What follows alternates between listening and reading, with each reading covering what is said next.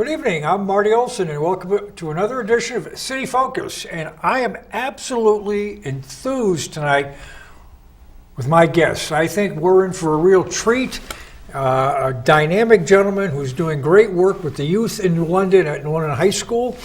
I want to welcome Thomas Johnson, who is better known as Chef Tomm. So should I call you Tomm or Chef Tomm? Well, everyone calls me Chef Tomm, but whatever you want to call me, that's fine. Well, Chef Tomm's on your jacket there, so I guess Chef Tomm will work. But welcome to the program. Thank you for having me. And to kick things off, I think it would be appropriate for the audience to get a little bit of a handle on who you are and where you've come from. Are you a New London guy? Are you a Connecticut boy? Or are you from... And how'd you manage to make your way to New London? Because I know from looking through your background, you've been I've a lot of places. Yeah. Well, I grew up in Manchester, Connecticut. That was where I started. That's where I started my culinary dreams. Believe it or not, at the ripe age of 16, I had this first job in a restaurant at a very famous pizzeria called Domino's Pizza. I was one of those guys could do spin 2 pizzas up in the air, 3 pizzas in the air, make a large pepperoni pizza in 28 seconds from start to finish, and so that's kind of where it started. My mom, growing up, was like kind of a pastry chef, so all these things were around me all the time. So Did you go to Manchester High School? I did go to Manchester. I graduated in 1986, so I was like, oh God, I can't be how long that was. Well, I've got you beat by a few days, so you're a youngster from what I'm certain. Yeah. So I graduated Manchester High School, went into the military, stationed in Germany 4 years, and that was a really cool experience. Because when you're in Europe, you travel around and you don't just stay in Germany. You go to Italy, you go to wherever they take you, you go. So it was kind of a fun experience, and it kind of... Were you a chef in the military? I was not, and I'm glad to say that. I'm sorry if you guys do cook in the military and you're watching us, no offense, but I was combat arms, I was a forward observer, and that was my job in the military. So your first job was with food, with Domino's. At what point did you know that this is what you wanted to do, that you wanted to work with food and be a chef and do what you're doing? Well, it started out really young for me, and I got in the field and I really loved it, and I started doing a lot of it. In Domino's Pizza, I excelled there. I went to other Italian restaurants, and then you kind of get in the grind of it, and after a while, like most people, you get burnt out. And so I had enough of this business, and I left. I became a correction officer, and I decided to never go back. But when you're supposed to be something, it kind of pulls you back. So after several years being a correction officer, I decided to go to Italy and go to school and start working there. So in Italy. In Italy, yeah. For me, I have no problem getting up and going somewhere. It's never caused fear for me. Some people don't want to travel. They don't go where no one knows them. At a younger age, I would go anywhere, anytime, and I want to learn how to cook Italian food, so I went to Italy. And were you single at the time? I was single for a long time. I didn't get married to 35, so all that stuff was out of my system. But when you're single, it gives you a little bit of freedom to pick up and go to Italy. I mean, you're not answering to anybody else, and you don't have children and things of this nature. Yeah, it definitely makes it easier. And I went there and spent a year and a half in Italy. Learned all kinds of. I went around to different regions, learned all kinds of specialty foods. And when you're in Italy, the best place to learn. Although I went to a school that was pretty awesome, but a lot of times where I learned the most was in the Italian kitchens, and you go sit with the moms or grandmas, and you watch them make the pasta and learn tons of little tricks that you won't learn anywhere else just from sitting with them talking. Mm-hmm. Now, you've spent time in Italy, but you've, just looking at your background, Mexican home cooking, but you've also got formal training at the Culinary Institute of America. Right. I have a lot of training. I have a lot of schooling. One of the things that people don't understand, when it comes to being a chef, they don't really get degrees, although now they've become much more common. Usually when I was coming up, associate's degree, why would I need that? And now you can get bachelor's and master's in culinary. But so It's not just food; it could be management and nutrition and all sorts of stuff. Definitely, but for chefs and degrees, it was kind of hard because that wasn't really what the field was back then. So if you want to learn something, I went to countries to figure it out. So I wouldn't just stay here and find some Mexican restaurant. I would actually go to the country and learn how to do the food. Yeah, and also you've got the Sam. How do you pronounce this? Samui. Samui Institute of Thai Culinary Arts. Now, is that in Thailand? That was in Thailand. It was in Koh Samui, Thailand. So Koh Samui is a small island off the coast of Thailand, and it was a great experience. It was a 3-week experience. They only would bring in chefs, so you couldn't just be like an amateur person and say, "Oh, I want to learn how to cook, so I'm going to go to Koh Samui and cook Thai food." It was professional chefs, and it was a 3-week-long course, which was kind of crazy. And when 3 weeks, we'd be up at 8 o'clock in the morning. A lot of times we'd go out to 10 o'clock at night, and it covered everything. When I first got there, I figured, I'm going to be there for 7 weeks total. So I'm going to go to the school for 3 weeks. I'm going to travel to Japan, travel Vietnam, Malaysia, and say, I'm going to get this whole cuisine down. But what I found when I got there, it was like intensive study. And what I thought, I taught Asian cuisine for years at Connecticut Culinary Institute before I did this. But when I got there, it was like every day was just cramming your head full of knowledge. And there was just no way I could take all that in the time I was there. So I spent the whole 7 weeks in Thailand just learning about the food and the culture. And that was pretty awesome. And we've also, you've got, where have I put it here? We've got, I've got too much paper here. The Specialty Tea Institute in San Francisco. That was pretty cool. One of the things, drinks and food, they kind of go hand in hand. And, I'm a big coffee fan. I can take coffee beans and roast them and pretty much anything you can think of the coffee bean. And so I want to learn a little bit more about tea.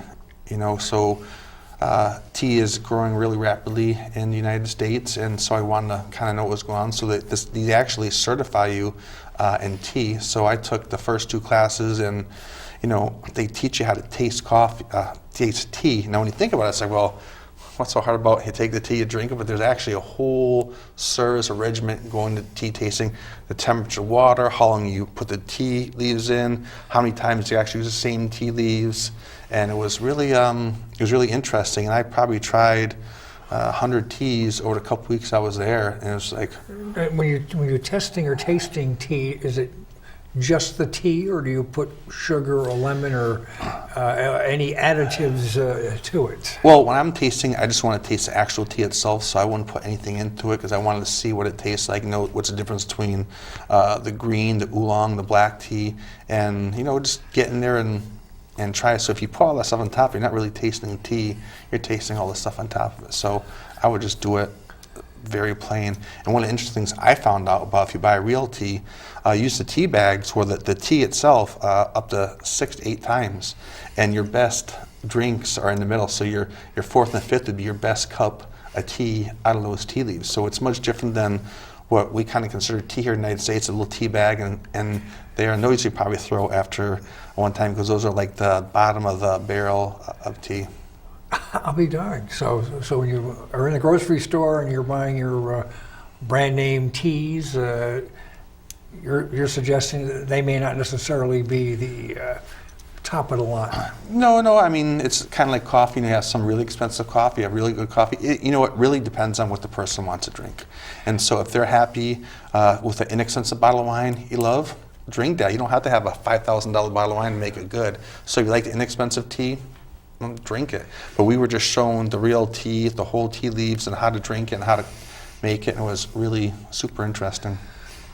Now, early in your culinary experiences, you're working locally, Max Downtown. That's Hartford, isn't it? Yeah.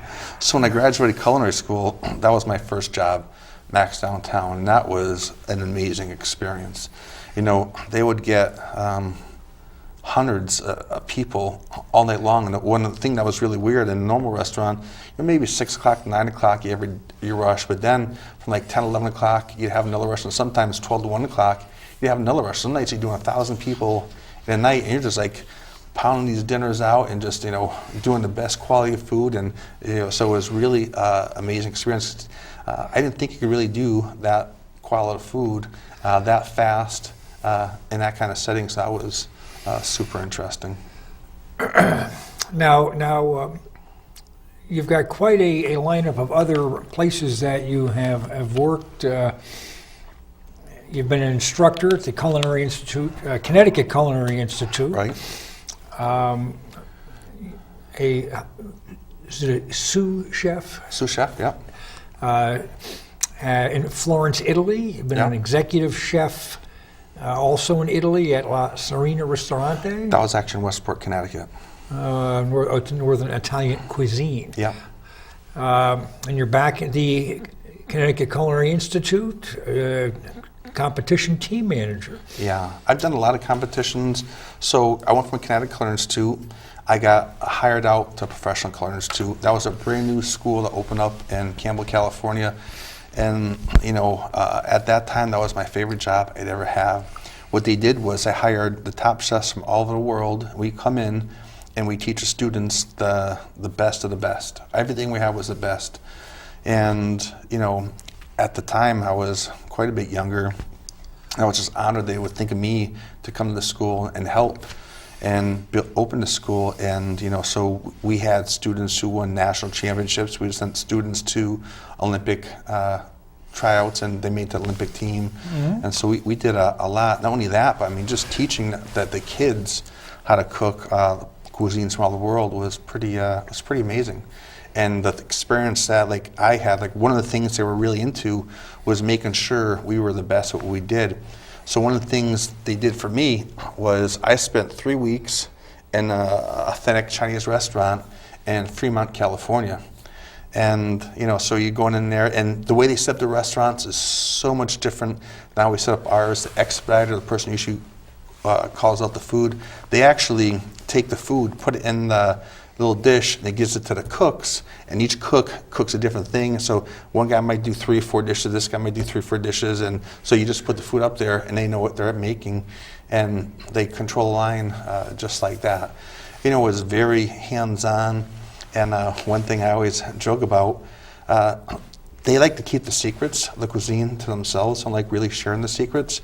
So when I was back there writing down notes, and I had a translator with me, I didn't speak their language or their dialect, but I know what they were saying about me, and they weren't happy. I was taking notes and writing everything down. Because I told them, so I'm going to take this, I'm going to make a cooking show, and I'm going to put it up on the internet, which I did, and they, they weren't very happy with it. But I want to learn. I want to teach everyone. Teaching, I think, is the best thing in the world. So don't hold these secrets. Share the secrets. Mm-hmm. Now, through this kind of a windy road that you've been taking, you've landed in New London, Connecticut. And what brought you to New London High School specifically, where you are the culinary program coordinator? Were you recruited? Was this a job that was advertised? No. And you applied? And how'd you land here? Well, and what was what was on paper that grabbed you and said, I want this job? This looks interesting. This really has got me fascinated. Well, when I moved to California, I took my family to California, and I was only assistant for 3 or 4 years. Then we were supposed to open another school in Boston, and I was supposed to come back to the East Coast and open up a school here, and that would have been my career path. And so after about 5 years working in California, the school hit huge financial problems, and it was actually bought by another school. And I stayed there for a couple more years with them, and then said, God, I want to go back home. I want to raise my kids around my family, and I want to raise them in New England, because I don't think there's any place better than New England to raise a family. So When I got back, initially had a job, and that fell through because the culinary school world is kind of crumbling on itself, just because at one point in time everyone was going bam, and everyone, oh, I want to be a chef. Then they became chefs, and oh my gosh, this job is horrible. Who would do this? And so a lot of people were getting hit with high interest loans and wanted to be chefs. And so when I came home, after having all the experience here, I said, well, what do I want to do? And my goal was to find a high poverty area that needed a culinary program and go into it and make a program. And when I came on board in London, it was still a turnaround school. And some of my friends said, what are you thinking? Why would you go to a poverty area and turnaround school and start a culinary program? And it's like, to me, that's a perfect spot. Why wouldn't you want to go to that spot? London's an awesome place. When I was younger, I spent a lot of time in London at the beach and loved it. So, despite my commute of an hour and 15 minutes, hour and 20 minutes one way, I decided that New London was the place to go, and I've been here for 4 years, and we've done amazing things with the program. Well, let's dive into what the program is and when you started. Did the powers to be articulate to you what they were looking for, or did you say to them? Now, you work for Tommy Thompson's the principal at the high school. Yes, he is. So, is he you answer to him? Yes. Well, when I came down, I told him, so this is what I want to do, and he liked the vision, and we set a course to make it happen. And I'll tell you, as far as principals or as far as supervisors go, second to none. I say, hey, I'm going to do this. He supports me. We get it done. And year after year, we make our goals and we go after the goals, and then we get them. Okay. Now, you've been kind enough to give me a tour of your facility a few weeks ago. And you've got 2 classrooms and what I would refer to as the old shop area. Yes. When I was at Illinois High School, which was many moons ago. And I was fascinated by the layout and what you're trying to accomplish there. But what I'd like to do is start at the beginning with what you set up. And were you always in that spot, or have you moved around a little bit? Well, when I first got there was one kitchen, and that's all there was. And the kitchen was kind of needing. There had been a program there previously to me, but one teacher retired, then another teacher was out on sick leave, and they had like a substitute teacher for a year and a half. Year and a half? Year and a half, wow. Yeah. So it was a long time. So when I came into it, whatever was left of the previous program no longer existed. So I got in there, and we just pretty much started from scratch. Looked around, and I had some ideas what I could do or what I wanted to do. I started talking to high school kids, and what do you guys think? I think I can do anything a high school kid. I do a college kid. You look like you look like college kids to me. So why can't we do this? And a lot of people got behind it, and so the first year we were trying to figure things out. What kind of books to use with them, what foods we could cook with them. And, because getting there, say, hey, eat a carrot. I'm not eating a carrot. Why not? It's nasty. Have you tried it before? No. Try the carrot. I bet you like it. Oh, I'm not betting. Try it. Yeah, it's pretty good, chef. And the first year and a half, that's what a lot of my job was. Have you tried a mushroom before? It's nasty. I'm not eating that. Try it. And so I take these dishes from around the world, like Jaeger schnitzel is my all-time favorite meal, which is nothing more than a pork cutlet, pounded out with salt, pepper, maybe a little paprika, and a mushroom gravy and French fries. And who wouldn't want to eat that? So I made that for them. And I said, wow, this is awesome. And so the longer I was there, the more I told them what I was to do, and I did it. A lot of attitudes changed. Like one of the first things I think I showed you was the garden. And when we started the garden, it was this big field with overgrown everything, and you couldn't see what ended up being the big rock back there. And so when I looked back there, there's a lot of ledge back there. I mean, the road behind you there is Boulder Drive, and there's a reason. Yeah. Oh, yeah. That's like what's like a 50-foot boulder. So, and we used that as the backing for an amphitheater, so I saw it and I had the vision. And we actually got a company called Sprigs and Twigs. They came in and they looked at it and they gave us a phenomenal price to do the work. And the landscaping started. And when I did this, we were out for April vacation. So when they showed me the land, they said, yeah, Tom, you can have that land right there. It's like, oh, this is awesome. You sure I can have that? Yeah. And I went around during April vacation. It took us about 10 days to build it, but we built it in a time. We put the different drops into it, and so because it went from like 20 feet, there's a 20-foot drop in the whole thing, so we put the brakes in it, and it came out. So it's terraced. Yep, we got 3 raised beds on those, so that was pretty. That came to pretty good, and so I think that right there was a start of really things happening, because then you had a person, because people always say, oh, I can do that, I'm going to do this, and they don't do it. And so I said I was going to do it, and in a week I did it. And then we had things donated, and the students are out there almost every day working in the garden, learning about the garden, until we finished it. And to this day, we're still out there planting it. Our apple trees, they've been up for 3 years now. We're hoping this year they actually bear fruit. So one of the ideas behind it is, the students are hungry, say, go get an apple, go get some strawberries, go get some green beans, what do you want to eat, tomatoes, it's all out there. Go get it and bring it back in the kitchen, and we can show you how to cook it and eat it, or you can do anything you want with it. So it's been kind of fun. And some of the other things that's kind of cool about the garden and the fish is we include science programs from the high school and the magnet school. One of the things we did last year, because this is also challenging the teachers and the students, say, you know what, I want to graft tomatoes on potatoes. They're both on nightshade family. So wouldn't that be kind of cool? Because then you have tomatoes up top, the potatoes underneath, one plant, one system, awesome. And we failed miserably. But you tried. Well, which is awesome, because this year we're going to try it again, and we hope to be more successful, because people are doing it, so if they can do it, why can't we do it? We learned a lot when we failed, which is also pretty awesome. And so this coming year, when we try to do it again, hopefully we'll be a little more successful. Terrific. Folks, you're watching City Focus, and I'm Marty Olsen, your host. And tonight we've got Chef Tomm in discussing culinary arts. He works at Illinois High School, and he's the culinary program coordinator. He's been there now almost, we're pushing 5 years. No, I just finished 4 years. All right, so you're rolling into your 5th year. Yeah. Started in 2013.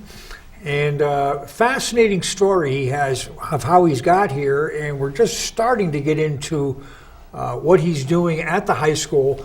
And if you have comments or questions and you'd like to contribute to the program, please feel free to give us a call. Locally, we're at 860-440-3154. And if you're out of the local calling area, please call 800-253-2285. When I took my tour and you were giving me kind of an overview of some of the things that you're doing, you were growing a lot of spices, actually. Yeah, we had a lot of basil classrooms, going. Yeah. And you had a couple of tanks with fish. Yeah. And these fish look to be, I don't know, about yay big. I mean, 6-8 inches long. I mean, they're not little sardines. No, we have full-grown tilapia. What we have there is we have a breeding tank. So right now we have about 6 fish in there, and they breed, and we take the babies, and we no longer have to buy fish from someone else, and we put them through a cycle. So we have 5 tanks: the breeder tank, a baby tank, maybe a toddler tank. Then we have fish that are between under 7 inches.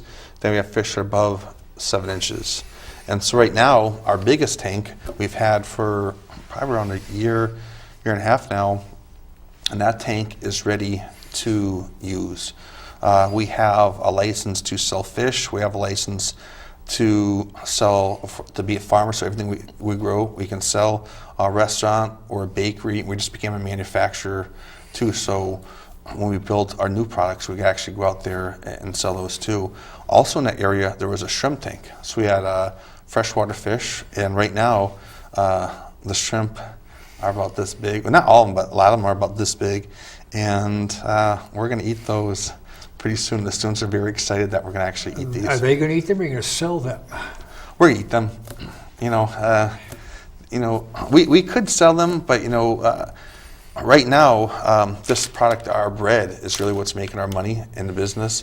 So while we could sell the bread, I'd rather take the shrimp, show them how to clean the shrimp, how to cook them, and of course, we'll do different things from like they always want, they want shrimp Alfredo, they want stuffed shrimp, they say, I want it like this, I want it like this. You have a lot of different cultures in the kitchen, so a lot of times we try to take their culture and cook the food into their culture, which is also kind of fun. Because you take you take the fish tilapia, you can do anything with it. If you want it to be Thai style or Mexican style, you can do anything. Terrific.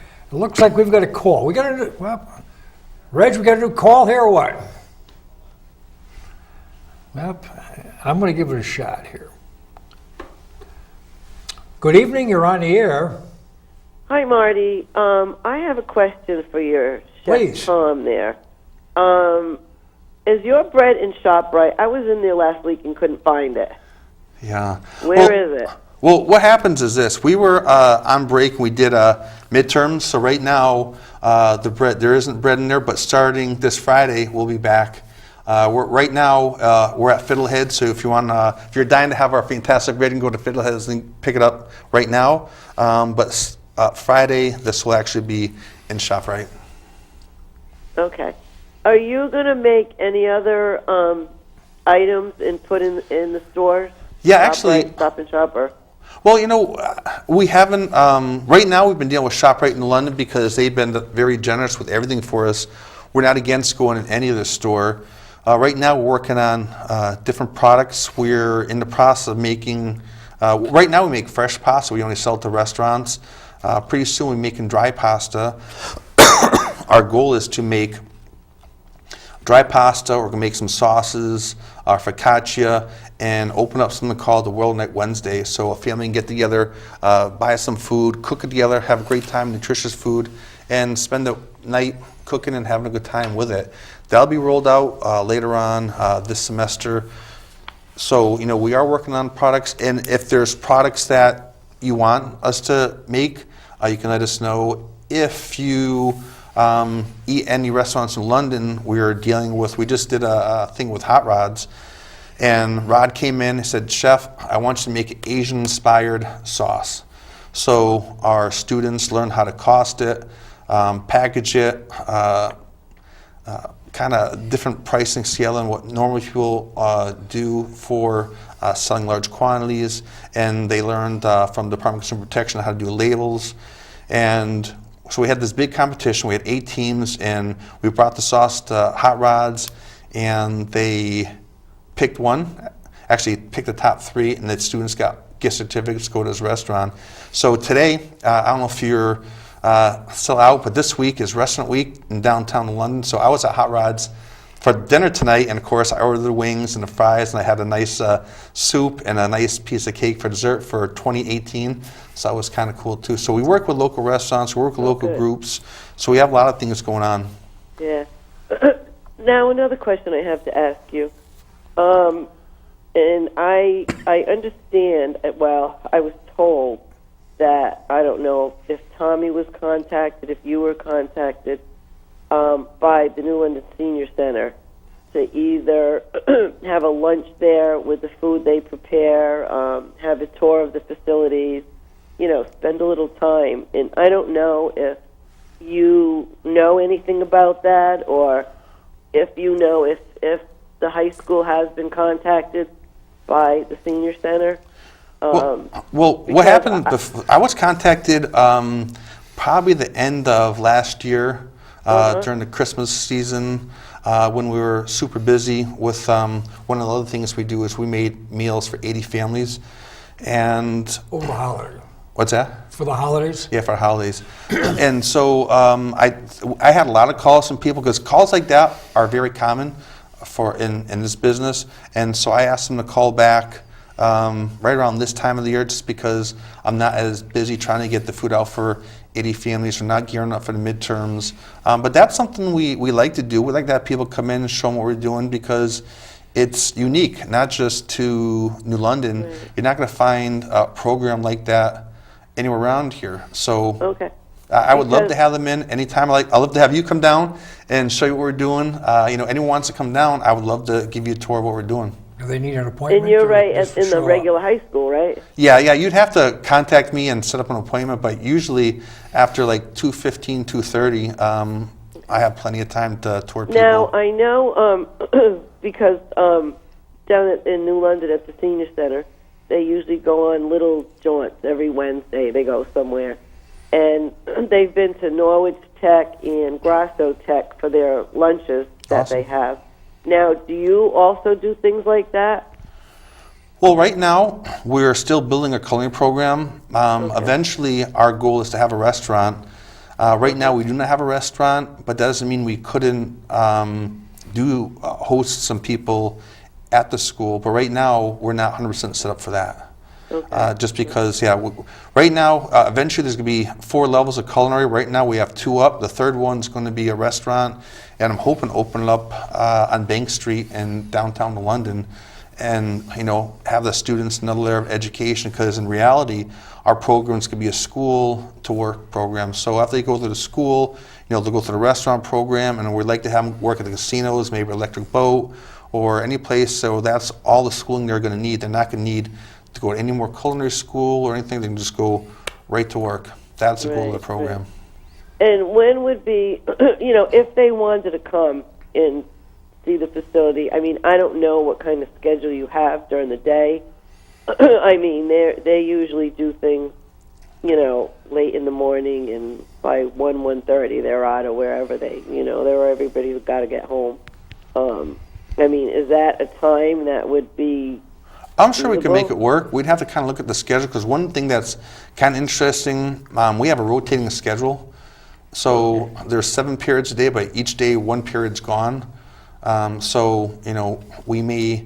have to look at the schedule, make sure we have the proper class. Because right now I have my advanced classes, which we could easily do food for 30 people in the 2-hour period, but we have to make sure it lined up with lunch and what you need and what the students need. And it's really not that difficult a thing. We just have to coordinate a little bit. Yeah, because I mean, being in New London myself, right, Marty? Yes, you are. We like to support New London, New London businesses and New London, and I've been trying to tout this for a while. I mean, I was at that school with Marty many, many years ago.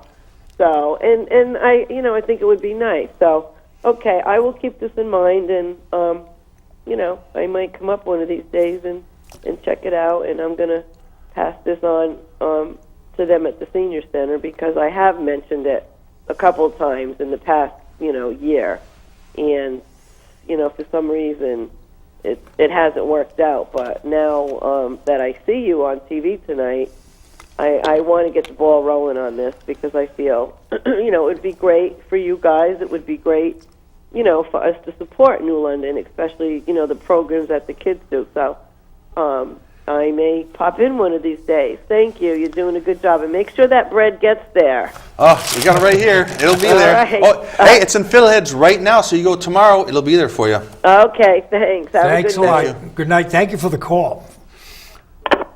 Well, there might be an opportunity to bring the kids and some of the senior set together, and Well, we're always looking to get the kids out. One of the things we're thinking about doing a little bit later on in the year is a pop-up dinner.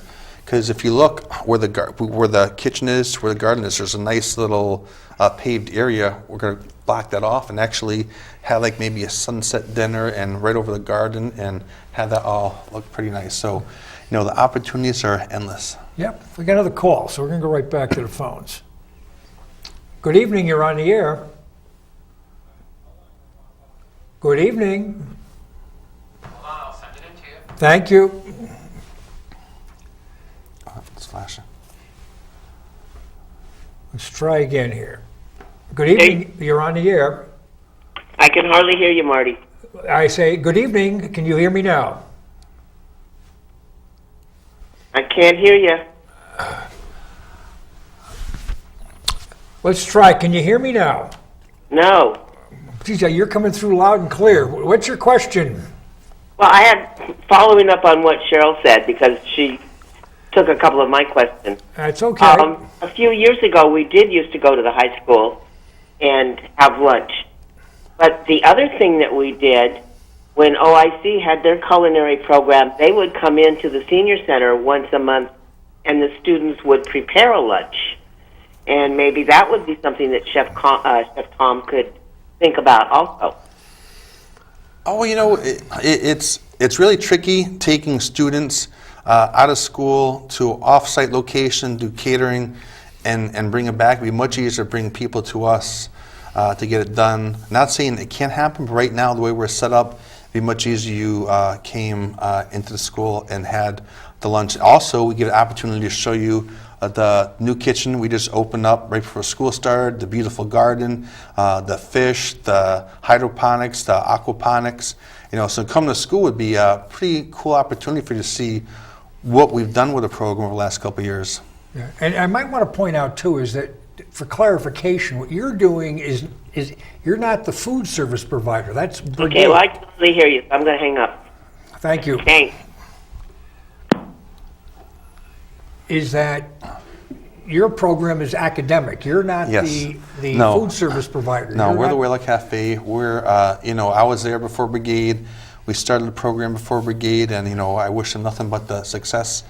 They've done a lot of great work, but we're totally different. A lot of people do think we're the same thing because we're always out there. We're doing different events, and a lot of times we're at the same events at the same time. A lot of times I'm judging the events, or we did the Chowder Fest. We took third place in. So we're always out in the community doing great things. So anything we can do to become more part of the community, it's pretty awesome. Like this year, I told you we did food for 80 families. And we started doing 50, then it went to 80. Next year, we're going to start with 160. So that's food for probably around 10 people per family. And if we find out that it's a bigger family, sometimes we give them 2 boxes, and they can cook any way they want. So anything we can do to be out there, we do. I do the food stroll. I judge a food stroll. Were you a judge for the food stroll? Yeah. Yeah, I've done it for like 3 or 4 years, and I do it both sessions now. I used to do just the fall, now I do the fall and the spring, and I think that's really super great opportunity. I get out there, I talk to some of the chefs, they know about the program, Hot Rods and Fat Boys and Daddy Jack's, awesome places. Tim Grills. Tim Grills. Tim Grills is another awesome guy. Right now, we're working on something to get my high school students some college credits. So one of the things we're playing around with between level 2 and 3, they actually will get they'll have to go on extern, and they can go work with Tim and get credit hours. And then we're also trying to pull Mitchell College into the high school because my kitchens can teach anyone. So we might have some of the Mitchell students taking college level courses at the high school in the same kitchen. That's terrific. Now, one thing that you highlighted to me when I took my tour is that you have a strong desire to work with fresh ingredients. Right. And that you want to create an environment where you can self-sustain. Right. Everything, like when you go into the kitchen, our hydroponics labs are up. So right now we just have basil going, but before we've had different lettuces, we had spinaches. So whatever we want, we just go take it and cut it and cook with it. When we have a restaurant, that'll be more of a bigger theme because that room that you saw, that was actually supposed to be a restaurant to begin with, but we couldn't make that happen. But a lot of the things are there. So, okay, I want some lettuce, so you'll cut it, put it in a bowl, and, eat everything right from the gardens. Sometimes here it's a little trickier because a lot of times when the garden's in full swing, we have a summer program going. So we can't use as much of stuff as we like to, but it's there. If people in the community need food, they can come and go into the gardens, and the gardens are pretty awesome. Yeah. And I remember this past summer that you were selling this bread. Yeah. At the farmers market at Williams Park. Yep. With the I thought that was kind of neat, and you got the students involved as well. Right. You know, anytime we go, if students aren't involved, it's not really worth us going. So we have done the farmers market in London. We did the Field of Greens farmers market in Williams Park. You know, so it's kind of fun. So people get to see who we are and get to try our food. And you know, this supports our program. We don't get any funding from the school, so this has raised us about $18,000. So this. Just the bread. Just the bread, yeah. So we're doing pretty good on the bread. We're making our own dough. I guess that's a good way to put it. So, you know, we do it ourselves. If we, So if things fail, you can become a comic. there you go. Hopefully, they don't fail because that won't go very far. But you know, we have the opportunity to fund all 3 classrooms, and you know, we're striving. We're growing. We're doing great things. We took students out deep sea fishing. A lot of students had never gone deep sea fishing, so we caught the fish, we took them back in the kitchen, we cooked them up, and we invited the families in, and we had a good time with that. We take the students out apple picking, you know, anything we can do to kind of make it better for the students, because a lot of them had never seen the fish outside of a tank. So, you know, catching the fish, you know, and seeing this small guy, and he's just like, reeling this thing in, the chef, I can't, let's go, you can do it, and you know, probably took him 15 minutes, but it seemed like probably 15 hours to him, but he got it to the top, and was like, oh, that was awesome. And he went back out and tried to catch more. So, you know, they're doing things that they normally wouldn't do, and you know, you actually kind of almost become their pseudo parent. So you're doing things and show them life skills and teaching them things that sometimes, like I said, the fishing, the apple picking, working in a garden, how to grow things, how to cook for yourself, sanitation, all these things that we do in a culinary classroom.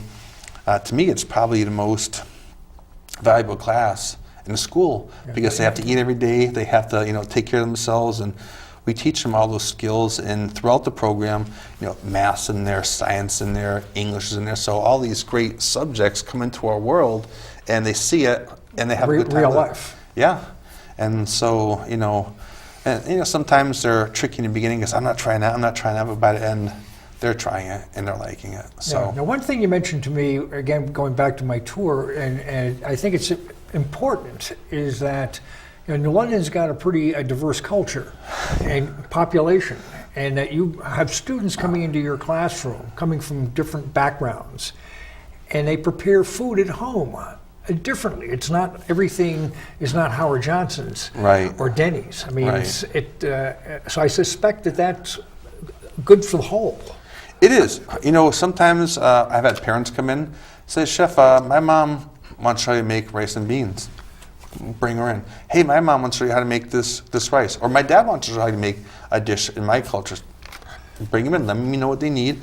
And a lot of times they'll actually bring everything in, including the pots and pans that they use in a particular culture, and because they do differ. And they'll make the dish and we'll eat it together, and you know, it's just a great experience. Now, how many students do you have in your program? And I'm assuming that this is an elective. I mean, this is not a primary course that all the students take, like they may take a math course or algebra or English. Is that correct? Yeah, this is an elective class, and so you know, the good thing about that, you know, because I think you asked me, why not go to Grosso Tech? Why take culinary into London? And you know, the biggest reason is like because everyone needs to know culinary. You know, so they learn how to cook. So if most of our high school kids will enter the food service business at some point in their life, so if we train them now, whether they're going to be a short time or going to be a long time, they have all this extra training. They get a sanitation certification, learn how to, you know, deep fry, saute, pan fry, healthy cooking, you know, production cooking, and so they can actually go out and have their career without any further education. So, you know, there's a lot of cool things that are all bunched up in this. Yeah, but they are also getting the preparation if they want to go to Johnson & Wales or a school of that type, that they are prepared to do so. We have had a lot of students go onward. You know, as I begin to grow the program, we may even make articulation agreements with some of these schools. So maybe they don't have to take intro to culinary there. Maybe they don't have to take sanitation there. So, you know, that's another thing that we'll start working with, because it is possible. Because once you learn how to do some of these basic things, you should be able to kind of skip out of that at some of these, but we'll have to find out what their criteria is. And, but again, my goal is to make them ready to go to the field right from the school. Yeah. Now you must have interaction with the Ledge Health District, and these kids are all getting the Yes. certification where they can be a food handler. Yeah, so we talk with them a lot. One of the things that I always teach the kids in the business, sometimes everyone looks at the health department, oh, they're our enemy. They come in, they just do bad things. But in reality, they're your kind of best friends.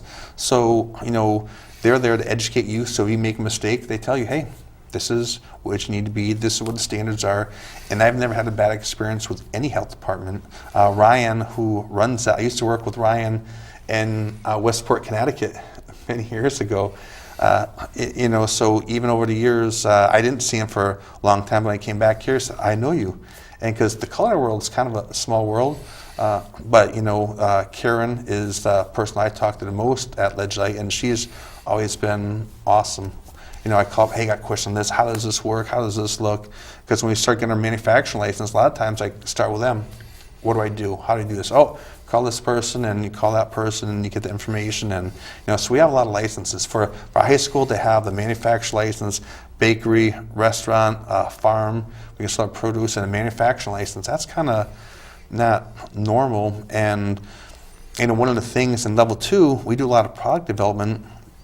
And I'm also beginning to talk to major companies, so maybe we can do some of their research and development for their products and get our own product line out there, or develop other people's product line out there. And that would be another income generator, and maybe even the students can make some of that money. So there's always a lot of thinking, a lot of planning, trying to get these programs up. So a lot of people don't understand what culinary actually does, but it's a lot. We do work really hard to get the students up and ready for the business.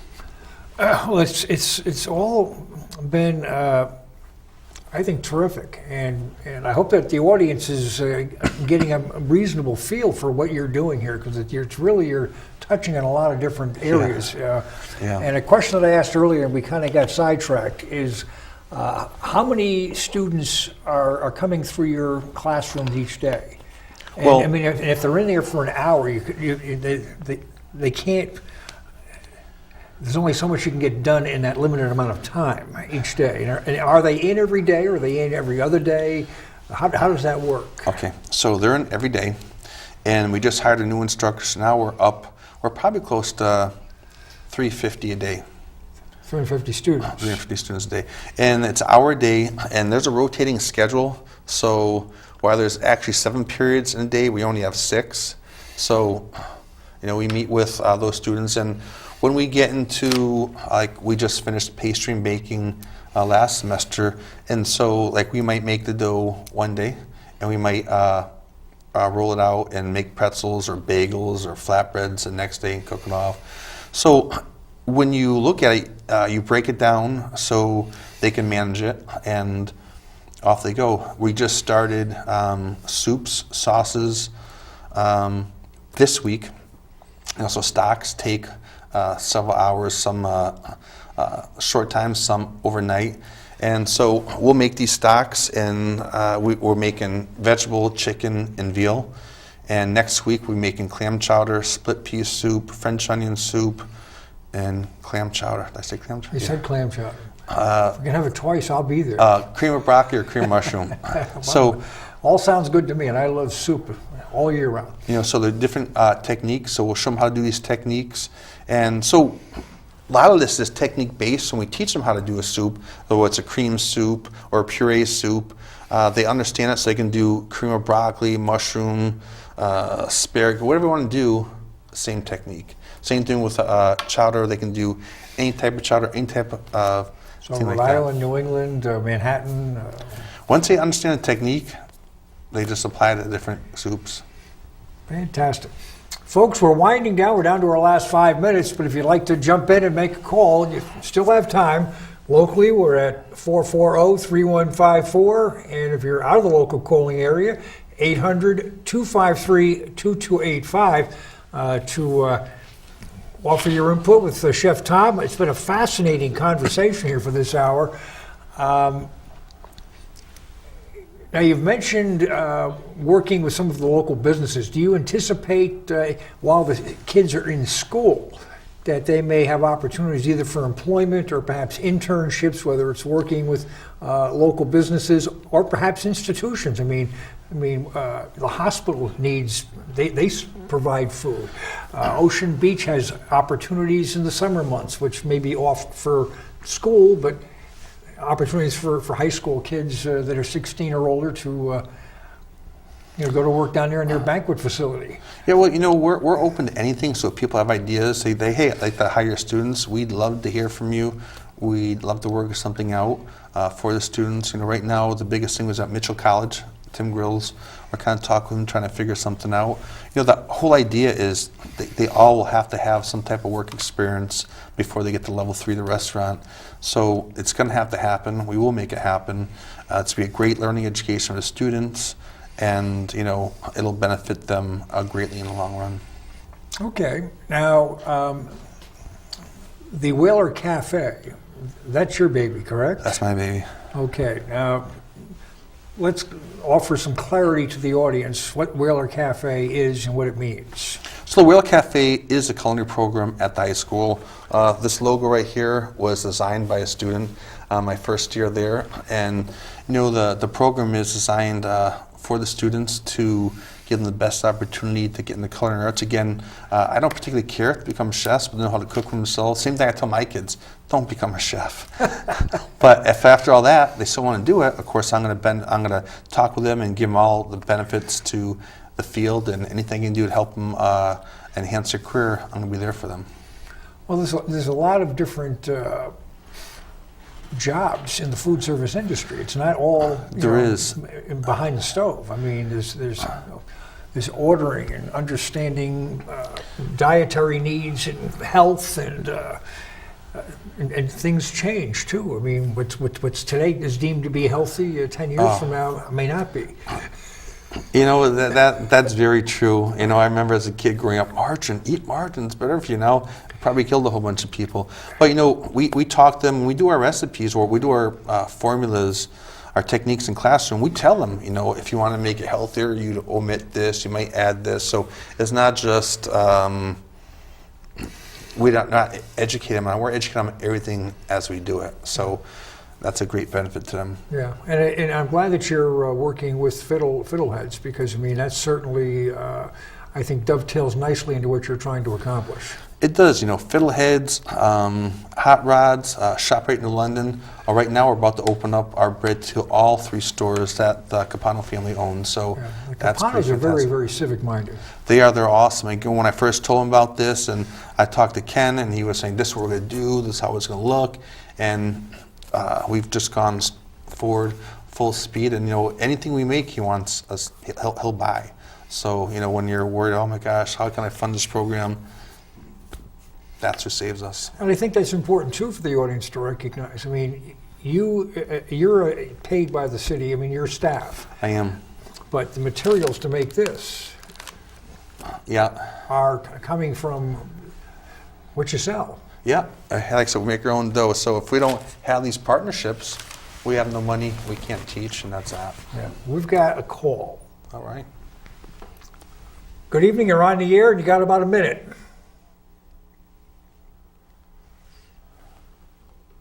Are you with us? You're off. You're going off.